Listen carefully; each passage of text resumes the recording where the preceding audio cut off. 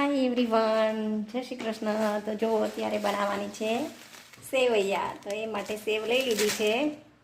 એક વાટકો સેવૈયા લઈ લીધી છે. દૂધ લઈ લીધું છે એક વાટકો. પોણો વાટકો ખાંડ લઈ લીધી છે. થોડીક કાજુ બદામ પિસ્તાની કતરણ લઈ લીધી છે અને ઘી લઈ લીધું છે. એક કઢાઈ લઈ લીધી છે. તેની અંદર એડ કરશું ઘી.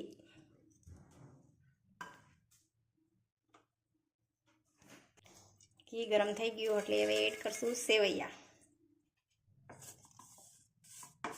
લાઇટ બ્રાઉન કલરની શેકી લેવાની છે. સેવૈયા લાઇટ બ્રાઉન કલરની થઈ ગઈ છે, બરાબર શેકાઈ ગઈ છે. તો હવે તેની અંદર એડ કરશું દૂધ.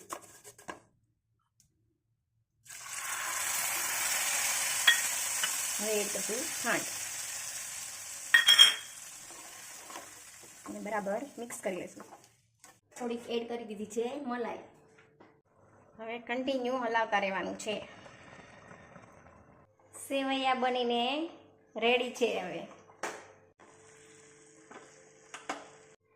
તો લાસ્ટમાં હવે એડ કરશું કાજુ બદામ અને પિસ્તાની કતરણ.